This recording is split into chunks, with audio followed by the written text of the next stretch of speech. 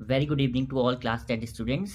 आज का वीडियो उन स्टूडेंट्स के लिए बहुत इंपॉर्टेंट है जिनके लिए maths is like a ghost, means जिन्हें मैथ्स से बहुत डर लगता है, एक भूत की तरह।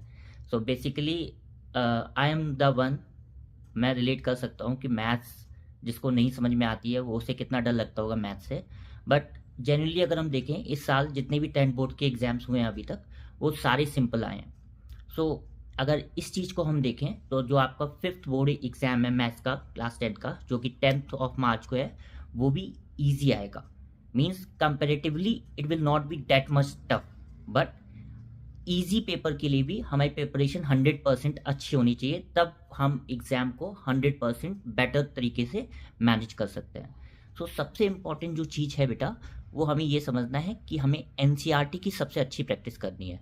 जितने भी मैथ्स बेसिक के स्टूडेंट्स हैं और जो मैथ्स स्टैंडर्ड के स्टूडेंट्स हैं, उन्हें ये समझना चाहिए कि उन्हें एनसीईआरटी के साथ साथ एनसीईआरटी एग्जाम्पलर की भी प्रैक्टिस करनी है। एनसीईआरटी एग्जाम्पलर आप एनसीईआरटी की वेबसाइट से ऑनलाइन डाउनलोड कर सकते हो एंड उसके सॉल्यूशंस भी ऑनलाइन आपको गूगल पे मिल जाएंगे, क्योंकि एनसीईआरटी एग्जाम्पल में कंपेरेटिवली टफ क्वेश्चंस पूछे जाते हैं एनसीईआरटी एक्सरसाइज और एनसीईआरटी एग्जाम्पल्स के अलावा, जो कि बहुत इंपॉर्टेंट है और मेजर पार्ट है उन बच्चों के लिए जिन्होंने मैथ्स स्टैंडर्ड ऑप्ट किया है क्लास 10th में।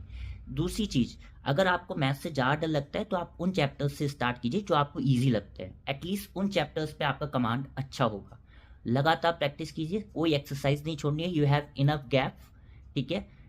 डर तब लगता है जब हमारी प्रिपरेशन बिल्कुल नहीं होती है। अगर हम डलते हुए ये 10 दिन निकाल देंगे then it is will be a waste of time. हमें फोकस करना है, ज़्यादा से ज़्यादा हम एग्जाम्पल्स लगाएं, ज़्यादा से ज़्यादा एक्सरसाइज लगाएं और पास्ट 5 ईयर्स के मैथ्स स्टैंडर्ड और बेसिक के, या जब से मैथ्स स्टैंडर्ड और बेसिक के पेपर्स आना शुरू हुए हैं, उन पेपर्स को हम प्रैक्टिस करें। उनसे हमें कॉन्फिडेंस डेवलप होगा, जिससे कि हम एग्जाम टाइम में बहुत ज़्यादा नर्वस फील नहीं करेंगे अगर हम इनको ऑलरेडी प्रैक्टिस कर लेंगे, राइट।